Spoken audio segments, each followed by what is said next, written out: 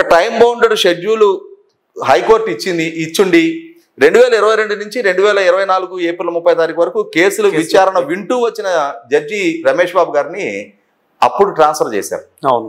ఆ ట్రాన్స్ఫర్ చేసిన నేపథ్యంలో మీరు ఈ కేసులో జడ్జిమెంట్ ఇచ్చి రిలీవ్ అవ్వండి అని చెప్పని గౌరవ హైకోర్టు చెప్పినా కూడా ఆయన నేను అనారోగ్య కారణంగా నేను ఇప్పుడు జడ్జిమెంట్ ఇవ్వలేను అని చెప్పని ఆయన సెలవు పెట్టి వెళ్ళిపోవడం జరిగింది. అంటే ఒక రకంగా జగన్మోహన్ రెడ్డి గారికి లాభించిన అంశం. అంటే ఈ డిస్పోజ్ అవ్వాల్సిన ఈ డిశ్చార్జ్ పిటిషన్లు, క్వాష్ పిటిషన్లు మరికొంతకాలం సాగాల్సిన అవసరం ఉంది. మరి ఇప్పుడు కొత్తగా అపాయింట్ అయిన జడ్జి గారి సమక్షంలో మళ్ళీ వాద ప్రతివాదన జరగాల్సిన అవసరం ఉంది. ఎన్నాళ్ళు జరుగుతుంది? మహా అయితే ఇంకొక 6 నెలల పాటు ఈ ప్రాసన నడుస్తుంది. ఖచ్చితంగా 6 నెలల తర్వాత అయినా జడ్జిమెంట్ వచ్చి తీరాల్సిందే. ఇవి డిస్పోజ్ అయిన తర్వాత అసలు కేసులకు సంబంధించిన ట్రయల్ మొదలయ్యి తీరాల్సిన అవసరం ఉంది. వీటికి తోడు వివేకానంద రెడ్డి గారి కేసు ఇప్పటికీ ఇంకా ఇన్కంక్లూజివ్ గానే ఉంది. వివేకానంద రెడ్డి గారి కేసుకు సంబంధించి జగన్మోహన్ రెడ్డి గారు, భారతి గారి ప్రమేయాన్ని నిర్ధారణ కోసం వారిద్దరిని విచారించాలి అని చెప్పని డాక్టర్ సునీత గారు ఇప్పటికే పదే డిమాండ్ చేస్తా ఉన్నారు. గతంలోనే జగన్మోహన్ రెడ్డి గారి ఇంట్లో మేనిఫెస్టో గురించి డిస్కస్ చేస్తున్న సందర్భంగా అజయ్ కల్లం రెడ్డి గారు, ఉమ్మారెడ్డి వెంకటేశ్వర గారికి సిబిఐకి వివేకానంద రెడ్డి గారి పిఏ చెప్పటానికన్నా ముందుగానే వీళ్ళకి సమాచారం ఉంది అనేది ఏబిఎన్ రాధాకృష్ణ గారు ఆయన వీకెండ్ కామెంట్ పై ఆర్కేలో మెన్షన్ చేసిన తర్వాత సిబిఐ అజయ్ కల్లం రెడ్డి గారిని, ఉమ్మారెడ్డి వెంకటేశ్వర గారిని పిలిచి వాంగ్మూలం నమోదు చేసుకున్న తీరు చూసాం. అంటే ఇక్కడ జరుగుతున్నది ఏంటి? జగన్మోహన్ రెడ్డి గారికి తెల్లవారుజామునే తెలిసిన ఒక హత్య కేసు వాస్తవాలని విచారణ సంస్థకి వెల్లడించకుండా ఆయన ప్రతిబంధకాలు కల్పించారు, వాస్తవ సమాచారాన్ని తొక్కిపెట్టారనేది నిర్ధారణ అయింది. ఎందుకు ఆ విధంగా అడ్డుకట్టేశారు? వీటికి అన్నిటికన్నా ముఖ్యంగా దస్తగిరి ఇచ్చిన సిఆర్పిసి 164 స్టేట్మెంట్ ప్రకారం 40 కోట్ల రూపాయలు సుపారీ మాకు ఆఫర్ చేశారు. అందులో నాకు ఒక్కడికే ₹1 కోటి ముట్టినాయి. ఆ ముట్టిన డబ్బులో పలానా వ్యక్తి దగ్గర నేను 72 లక్షలు దాశాను అని అంటే ఆ 72 లక్షలు సిబిఐ స్వాధీనం చేసుకుంది. అంటే ఇక్కడ ఒక అంశాన్ని మనం గుర్తు చేసుకోవాలి. రేవంత్ రెడ్డి గారు ఓటుకునేటి కేసులో అరెస్ట్ అయ్యారు. 50 లక్షల రూపాయలు సీజ్ అయినాయి. అవును. మీరు ఇక్కడ 5 కోట్ల గురించి ప్రస్తావన జరిగింది. 50 లక్షల రూపాయలు రికవర్ అయినాయి. మీకు 50 లక్షలకు సోర్స్ ఏంటి? ఈ 5 కోట్లు సోర్స్ ఏంటి చెప్పండి అని ఇన్కమ్ ట్యాక్స్ ఎన్ఫోర్స్మెంట్ డైరెక్టరేట్ కూడా రేవంత్ రెడ్డి గారిని గుచ్చి ప్రశ్నించారు. వీటికి సోర్స్ ఎక్కడా అని చెప్పని మాగంటి గోపీనాథ్ గారిని, సుజనా చౌదరి గారితో కూడా కలిపి విచారణ చేశారు గతంలో. మరి ఇప్పుడు ఆల్రెడీ 72 లక్షలు సీజ్ అయి ఉన్నాయి. ₹1 కోటి దస్తగిరికే ముట్టినాయి అంటే మిగిలిన అక్యూజ్డ్కి అందరికి ఎన్ని ముట్టి ఉండాలి? ఇతను డిస్క్లోజ్ చేశాడు, మిగిలిన డిస్క్లోజ్ చేయలా. కాబట్టి ఇవాళ ఇన్ని కోట్ల రూపాయలు ఆఫర్ చేసి వాటిని సర్దుబాటు చేయగలిగే సామర్థ్యం ఉన్న, స్తోమత ఉన్న వ్యక్తులు ఎవరు? అది అవినాష్ రెడ్డి దగ్గర నుంచి వచ్చినాయా, భాస్కర్ రెడ్డి దగ్గర నుంచి వచ్చినాయా? ఒకవేళ అంత డబ్బు ఇచ్చిన ఇతను దస్తగిరి 164 స్టేట్మెంట్లో చెప్పిన ప్రకారం మాకు ఇంకా పెద్దవాళ్ళ దగ్గర నుంచి, అంటే జగన్మోహన్ రెడ్డి గారు చిన్నాన్న గారిని అక్కడ చంపేది, ఆ చంపటానికి ఒప్పుకోవాలి అని అంటే రేపటి రోజు జగన్మోహన్ రెడ్డి గారితో ఘర్షణపూరిత వాతావరణాన్ని ఎవరు కోరుకోరు. ఆ స్థాయి నాయకుడితోటి వాళ్ళ కుటుంబ సభ్యులకి హాని తలపెడితే ఎదురు కాబోయే కాన్సిక్వెన్సెస్ ఏంటనేది వాళ్ళకి తెలుసు. కాబట్టి డబ్బుకి కక్కుర్తిపడి రేపు ప్రాణాల మీదకి తెచ్చుకునే ప్రయత్నం వాళ్ళు చేయరు.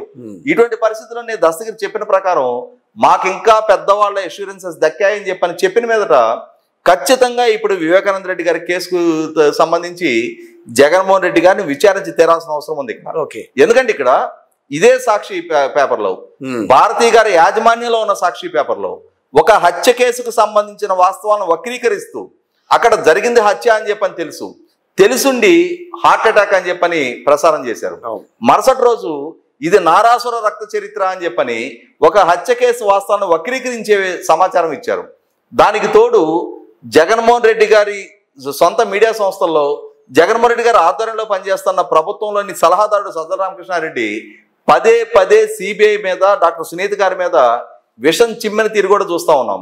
ఈ సందర్భంలో ఖచ్చితంగా వీళ్ళెందుకు భుజాలు తడుముకుంటా ఉన్నారు, వీళ్ళెందుకు హత్య కేసు అక్యూజుల్ని సమర్థించే ప్రయత్నం చేస్తున్నారు అని చెప్పని అనుమానాలు బలపడుతున్న నేపథ్యంలోనే డాక్టర్ సునీత గారి డిమాండ్ చేస్తున్నట్టుగా 100% జగన్మోహన్ రెడ్డి గారు విచారణ ఎదుర్కోవాల్సి రావడం ఖాయం. అంటే మళ్ళీ ఇంకా దీని మీద లోతైన విచారణ చేస్తారని అనుకోవచ్చా గట్టిగా? మీరు గమనించుకుంటే జగన్మోహన్ రెడ్డి గారు కోడికత్తి కేసులో మీరు బాధితుడిగా కోర్టుకొచ్చి సాక్ష్యం చెప్పండి అని అంటే కోడికత్తి కేసులో కుట్రకోణం లేదు అని ఎన్ఐఏ తేల్చిన దాఖలు చేసిన ఛార్జ్ షీట్తో నేను విభేదిస్తున్నా.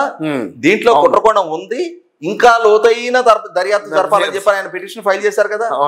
అసలు లోతైన దర్యాప్తు జరపాల్సిన కేసు ఇప్పుడు ఇది.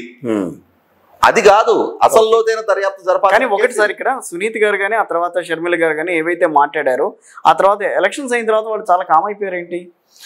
ఎలక్షన్స్ ముందు ఆ ఇంటి ఆడబిడ్డలుగా చాలా అంశాలు వీధి వీధి తిరిగి వాళ్ళు పోరాటం చేయగలిగారు. ఇవాళ వివేకానంద రెడ్డి గారికి ఒక కొడుకున్నా కూడా లేదు, 10 మంది కొడుకులున్నా కూడా చేయలేని పోరాటాన్ని ఒక్క ఆడబిడ్డ డాక్టర్ సునీత గారు సుప్రీంకోర్టు వరకు ఆమె చేసిన పోరాటం అసామాన్యం. కాబట్టి ఇవాళ ప్రస్తుతం ఈ ఎన్నికలు జరిగాయి, ఫలితాలు జగన్మోహన్ రెడ్డి గారు ఓడిపోవడం ద్వారా వాళ్ళు కోరుకున్న ఫలితాలు దక్కినాయి. జగన్మోహన్ రెడ్డి గారి నుంచి అధికారం దూరం చేయాలి అని చెప్పని వాళ్ళు కలలు కన్నారు. అది వాళ్ళ తెలుగుదేశం కూటమి ద్వారా వాళ్ళ కోరిక నెరవేరింది. వాళ్ళు సాధించలేకపోయి ఉండొచ్చు, కానీ జగన్మోహన్ రెడ్డి గారిని అధికారం నుంచి దూరం చేయాలి అని వాళ్ళ లక్ష్యం నెరవేరింది. ఇటువంటి పరిస్థితుల్లో ఇప్పుడు జగన్మోహన్ రెడ్డి గారు కోరలు తీసిన పాము, నీళ్ల నుంచి బయటపడ్డ ముసలి అని చెప్పని వాళ్ళు ఫీల్ అవుతూ ఉండొచ్చు. కొన్నాళ్ళు వెయిట్ చేసి చూద్దాం. ఇప్పుడు ఇక విచారణకి సహకరించి తీరాల్సిన పరిస్థితులు ఉత్పన్నమవుతాయి. కాబట్టి కొద్ది రోజుల తర్వాత మా వైపు నుంచి ఒత్తిడి పెంచుతామనే భావనలో ఉండుండొచ్చు వాళ్ళు. ఇది ఇటువంటి పరిస్థితిలో ఇంతవరకు జగన్మోహన్ రెడ్డి గారి గతానికి సంబంధించిన అంశాలు మనం మాట్లాడుకున్నాం. అవును, చాలా పారదర్శకంగా చేసాం. గవర్నమెంట్ అంతా కూడా చాలా పారదర్శకంగా జరిగింది, అవినీతికి ఎక్కడ ఆస్కారం లేకుండా మా పాలన సాగిందని చెప్పి మొన్న కూడా మాట్లాడుతూ ఆయన చెప్పారు. ఇక్కడ జగన్మోహన్ రెడ్డి గారు సహజం కదా, ఇప్పుడు పాలకుడుగా తను శ్లాఘించుకోవటం, తను స్తుతించుకోవటం, ప్రత్యర్థుల మీద విమర్శలు చేయడం అనేది జగన్మోహన్ రెడ్డి గారు మొదటి నుంచి ఎంచుకుంటున్న విధానం. ఏ రాజకీయ నాయకుడైనా అవలంబించేది అదే. నేను తప్పు చేస్తే ఎదురాడు బాగా చేశాడని చెప్పి ఎవరు చెప్పుకోరు కదా. కానీ ప్రజలు నిర్ధారించుకొని తీర్పు ఇచ్చేసిన తర్వాత ఇంకా మిమ్మల్ని మీరు స్తుతించుకున్న మీ ఆత్మస్థుతి అనేది ప్రతి సందర్భంలో ప్రజల ముందు వెలగక్కుతానే ఉన్నారు. నేను సింహాన్ని, ఎదురాళ్ళంతా తోడేళ్ళు గుంపు, నేను సింగిల్ సింహాన్ని, వాళ్ళందరూ దుష్ట చతుష్టయం, ఈ రకమైన విమర్శలకు అన్నిటికీ ఆస్కారం కలిగిస్తే ఆయన ప్రసంగాలు కొనసాగినాయి. నేను డీబీటీ ద్వారా ఇంత పంపిణీ చేస్తున్నా, నా ఎస్సీలు, నా బీసీలు, ఈ ఊకదంపుడు ప్రసంగాల కాలం ముగిసిపోయింది.